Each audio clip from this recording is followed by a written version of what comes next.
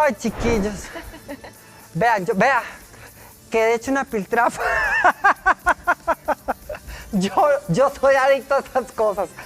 Pero bueno, atención padres de familia, bueno, y no solo padres de familia, sino también adultos que tengan a cargo niños. Y por ahí les han dicho, ese chiquillo o esa chiquilla tiene déficit de atención. ¿Cómo abordarlo? Porque a veces eso nos asusta y no sabemos de adecuaciones curriculares, no sabemos cómo abordarlo en casa, cómo ayudar en el centro educativo, que también es importante que papá, mamá, el tío se acerque justo para ayudarle a este menor, porque para esta personita también debe ser complicado, Paula. Claro, ¿verdad? Pues es complicadísimo. ¿Cómo lo podemos definir? El déficit de atención. Ok, el déficit de atención es una alteración en una de esas partes del cerebro que permiten que la información entre. Entonces puede ser una personita perfectamente inteligente, de hecho lo son, perfectamente capaz, perfectamente Yo hábil. tengo déficit de atención. Sí, seguro que sí.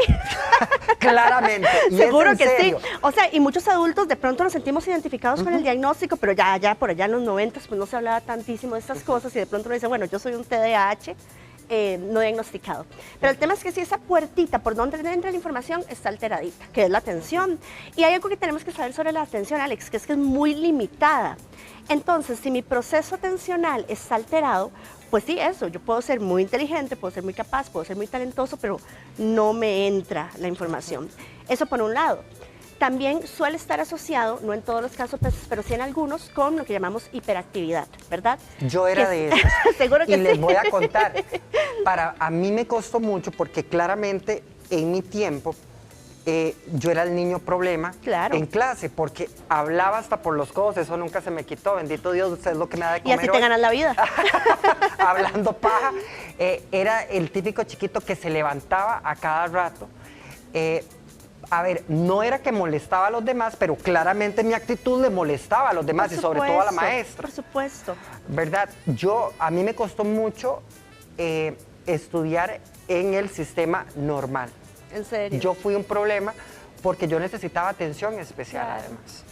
¿Y te aplicaron una adecuación en aquel momento? Totalmente, sí, totalmente. Yo hacía exámenes y me dejaban levantarme, por ejemplo. Bueno, es que de eso se trata. Es que hay que entender también, sin entrar en asuntos de crítica, pero el sistema educativo está muy direccionado como, venga, siéntase, atienda, ¿verdad? Y bueno, hay chicos que lo logran, pero hay un porcentaje de chicos que no. Y además hay que entender que en general los periodos de atención de las personas son reducidos en general. O sea, para uno mismo mantenerse más de 20 minutos en algo cuesta un montón. Bueno, esos chicos tienen periodos de atención más cortitos y entonces, claro, empezaron tal vez con toda la buena intención a hacer lo que tenían que hacer y ya después de 5 minutos, ya se me fue. Y tengo algo más interesante que hacer. Interesante, incluso hasta la forma de estudiar, porque al principio en mi casa pretendían que yo estudiara 1 hora diaria y para mí era imposible. Prácticamente para nadie, ¿verdad? Eso es una recomendación genérica para papás que nos estén viendo. O sea, las personas tenemos periodos de atención cortos en general. Entonces, lo recomendable es siéntese 20 minutos, media hora, descanse un ratito y después poder retomarlo. Pero parejo, eso que le decían a uno, ay, yo estudié toda la tarde, 4 horas estudié. No es real, ¿verdad? Los periodos de estudio deben estar intercalados por periodos de descanso. Y si además tengo un chico un poco disperso, un poco inquieto o que ya tiene un diagnóstico, pues con muchísima más razón. 2 cosas y 2 recomendaciones importantes. Primero, tiene que ser periodos muy cortitos. 3 recomendaciones. 1, periodos muy cortitos. 2, tiene que ser metas muy medibles. O sea, yo no le puedo decir, venga, hágame estas 20 operaciones de matemática. Y no, jamás. O sea, haceme esas 2 operaciones y me enseñas y yo te digo, uy, qué bien. Y después haceme esas otras 2. Metas muy, muy chiquititas. Y 3, es algo que se está intentando implementar ahorita mucho en el sistema educativo. Hay que utilizar estrategias multisensoriales. O sea, eso de me siento y leo, no me quedó nada, ¿verdad? Pero si yo me siento, empiezo a marcar, no lo más importante, porque la gente que marca lo más importante marca todo, ¿verdad? Sino palabritas claves y de ahí extraigo en una fichita lo que me quedó y después fui y lo conversé con mi mamá, o sea, utilicé el canal auditivo, el kinestésico y el visual, pues entonces resulta que me quedó un poquitito más que si me mandaron allá a leer una esquina, que es lo que todavía hacen los papás. Potenciar a lo mejor otras habilidades, otras formas de estudiar. Otras formas de estudiar, sí, como te digo, de manera multisensorial. Ahorita hay bastantes evidencias de que no es como nos decían antes, que la gente era visual, auditivo, kinestésica y punto, ¿verdad? Voy a desmitificar esto.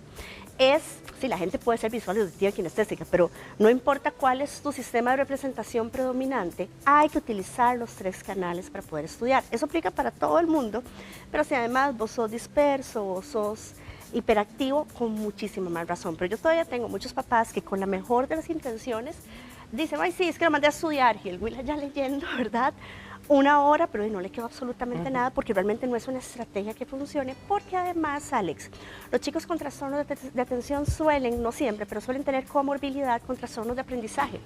Entonces, además de que son dispersos, les cuesta entender lo que leen, les cuesta de pronto producir procesos de cálculo, les cuesta expresarse por la vía escrita, entonces es un combazo. Y tengo que aclarar, porque hay muchos mitos al respecto, de pronto pues, los papás te dicen, pero es súper inteligente, él no tiene nada. Esto no tiene nada que ver con inteligencia. Exacto. Nada que ver con inteligencia. Y 2 temas que bien vale la pena traer a colación. A veces en un grupo, y sobre todo en la función pública, en la educación pública, una maestra con 30, 35 chiquitos. Les cuesta muchísimo, claro. A veces no tiene el tiempo, a veces tiene el corazón y tiene las ganas, pero no tiene el tiempo para sentarse con este niño. No. Entonces, se genera un gran problema porque pretenden que el niño avance al igual que todo el grupo y va a ser muy complicado, ¿cierto? Sí. Entonces, ¿qué puedo hacer? La responsabilidad ahí de papá y de mamá va a ser fundamental. Mira, yo diría que es un trabajo en equipo, y de hecho así es. Se dice que el abordaje del trastorno por déficit de atención es, qué sé yo, es multifacético, se aborda desde distintos lugares. Entonces sí, lo que pasa en la casa es importante, sí, lo que pasa en la escuela es importante, que ya vamos a hablar un poco de eso. Y bueno, en algunos momentos buscamos otro tipo de profesionales, qué sé yo, un terapeuta ocupacional o de pronto un psiquiatra que nos ayude un poquitito más. Pero ok, aquí es una combinación escuela-casa. Sí es cierto que las maestras no pueden, o los docentes, ¿verdad? O sea, no es posible sentarme solo con pero sí es cierto que ese docente puede decirle, fulanito, así, discreto, mi amor, ¿cómo te va? Enséñame, ¿verdad? O sea, sí es muy importante no dejarlos, perdonándome la expresión, no dejarlos morir, ¿verdad? Por un lado, hay pequeñas acciones dentro del proceso educativo que de hecho se les dan como recomendaciones a los docentes que suelen ser muy funcionales, no mágicas, pero sí funcionales. Y paralelamente en casa, ¿qué es importante, aparte de lo que ya he venido mencionando? La estructura. La estructura es todo en estos casos. O sea, que yo como niño, un poco perdidillo ahí, sepa qué pasa cuando me levanto, sepa qué pasa cuando llego a la escuela, sepa qué pasa cuando vengo de la escuela y entonces tengo que venir, quitarme el uniforme, poner el uniforme en tal lado, comer algo, descansar tanto tiempo, voy ahora a estudiar o a revisar tareas.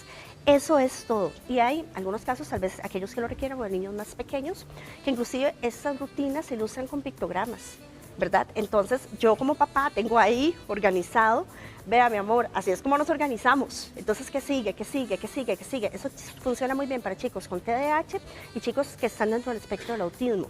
Y bueno, hay papás que son súper expertos en esto, ¿verdad? Porque si yo le doy predictibilidad y le digo en qué orden espero que haga las cosas, es mucho más probable que las haga de que si yo ahí lo dejo a la buena de Dios a ver qué se le ocurrió hacer, ¿verdad? Entonces son pequeñas estrategias que ayudan. Ayuda también que hagan actividad física, está probado, que ayuda muchísimo en estos casos. Y ayuda también para reforzarnos a nivel de autoestima y autoconcepto, que su vida no sea solo la escuela. La actividad extracurricular es importante, ojalá una actividad extracurricular que a ellos les guste. Entonces, si él es medio expresillo, pero le encanta el arte, papás, démosle espacio al arte, porque no pasa absolutamente nada. Le encanta el deporte, démosle espacio al deporte. Le encanta alguna otra actividad como de índole más, qué sé yo, agrupación social, metámoslo, porque todo eso lo refuerza mucho a nivel de autoestima, los motiva, los refuerza positivamente, y si bien no es que va a curar la condición, ¿verdad? Poniendo el curar entre comillas, pues podemos obtener beneficios. ¿Qué pasa a largo plazo? ¿Se supera el déficit de atención? ¿Se aprende a vivir con esto? Sí. ¿Qué pasa? Ok, del 100% de niños diagnosticados con TDAH, un 75% lo mantiene en la vida adulta. ¿Ok? Hay un 25% que por procesos de madurez neurológica remite, ¿verdad? Pero hay muchos que lo conservan. ¿Qué pasa con estos que los conservan? Bueno, puede pasar dos cosas. Puede pasar que yo ya aprendí a vivir con esto, ¿verdad? O sea, ya yo sé que yo soy disperso, entonces yo tengo mi planificador, yo tengo muy estructurada mi rutina, yo tengo mis alarmas para que me recuerden lo que tengo que hacer y ya vivo con esto. Y yo probablemente soy de esos también, yo soy bastante dispersilla y todavía me pasan cosas. Y en algunos casos, y he conocido casos, pues siguen siendo muy disfuncionales, ¿verdad? O sea, con problemas laborales importantes, con problemas como de organización a nivel de hogar muy importantes, y en esos casos, pues de pronto no se recomienda como consulta psiquiatra o demás para ver si los ayudan un poco a nivel medicamentoso, ¿verdad? Que es una opción que voy a aclarar que no es la única opción y que voy a aclarar que para mi postura profesional mía, es una opción que debemos dejar cuando hemos agotado otros recursos, pero que hay casos en los que lo requieren, tanto los niños como sí, hay adultos que yo de pronto he dicho, bueno, mira, yo creo que vos tenés que consultar a un doctor para que te ayude con esto. Y claro, con los medicamentos adecuados, que ahí se me sale, ya eso es ámbito del psiquiatra, ¿verdad? Pues puede mejorar muchísimo. Ok, hay que restar importancia a, por ejemplo, antes se decía mucho, es que ese es tonto, es que no aprende, es que no le entra por ningún lado. Y ya de por sí para el individuo es muy complicado tener que lidiar con eso porque no entiende qué es lo que está pasando. Claro. ¿Cierto? Y eso no hace a una persona tonta. No, eso es que no tiene nada que ver con la inteligencia. O sea, como venía mencionando, inclusive, cuando se pasan, si yo pruebas de coeficiente intelectual, esos chicos y demás son chicos absolutamente normales. O sea, hay una función en particular que no está operando adecuadamente por factores múltiples, ¿verdad? Porque hay algo muy vacilón, donde hay un niño con déficit de atención, no voy a decir que el 100% del tiempo, pero en muchas ocasiones hay detrás un papá o una mamá con déficit de atención. Porque pues todo esto tiene su factorcillo, dentro de sus condiciones multicausales tiene a veces un factorcillo ahí genético. Entonces, claro, es doblemente retador a veces para esos sistemas familiares que tienen que organizarse el doble. Y tal vez ahí lo importante es que entendamos que sí se puede, ¿verdad? Ahí entramos en el ámbito de los hábitos. Sí se puede generar hábito. Una persona con déficit de atención necesita apoyos, necesita una libretita para apuntar las cosas, necesita, ¿verdad?, una agenda, un planificador, necesita alarmas, necesita los pictogramas para acordarse el orden de las cosas, necesita estructura. Pero si nos comprometemos a nivel familiar con generar esto, sí se logra. O sea, igualmente puede dar muchísimas mejoras y la gente, como decías vos, en muchas ocasiones aprende a vivir con esto, ya listo, ¿verdad? Entonces es parte de mi vida, yo sé manejarlo. En otras ocasiones se ocupa otro apoyo adicional que no quieren visibilizar. Las comparaciones pueden llevar al individuo a la frustración. Claro. Sí, específicamente hablo de este caso. Contame. ¿Verdad? Y sobre todo cuando en casa hay dos chiquillos y mamá o papá o abuela a lo mejor no lo hace con el hecho de herir o de frustrar, pero se puede generar. Claro. Yo creo que eso, en general, las comparaciones son odiosas, dicen por ahí, ¿verdad? Y lo que pasa es que a todos nos pasa. Y hay que entender un elemento más en la comprensión de esa condición, y es que realmente los chicos con déficit de atención, sean del subtipo inatento, sean de un subtipo combinado, o sean del subtipo hiperactivo impulsivo, genera mucha frustración al adulto a cargo. Es una realidad, ¿verdad? Porque de pronto, uy, sí, yo te acabo de comprar sueta y la sueta no viene. Y bueno, tal vez yo hice el esfuerzo a nivel familiar para comprarte la suetica para que pudieras ir tranquilito y no. O ya voy, como pasa, ya voy por la 10ª cartuchera del año porque... Bueno, yo perdí el bulto 2 veces. Es que así es como se ve, ¿verdad? O sea, realmente así es como se ve. Si lo hablamos en términos como de conductas observables, eso se ve. Entonces, claro, el adulto se frustra. Y creo que ya eso en algún momento lo hemos conversado, pero es súper importante.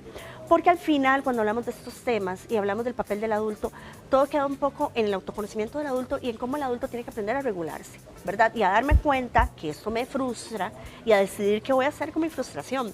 Porque si yo me pongo en automático, en piloto automático, lo más probable es que haga ese tipo de cosas. Es que ¿por qué no sos como tu hermana, que es tan ordenada, ella es así, desde que estaba en primer grado hacía todo solo y yo tengo que andar detrás de vos?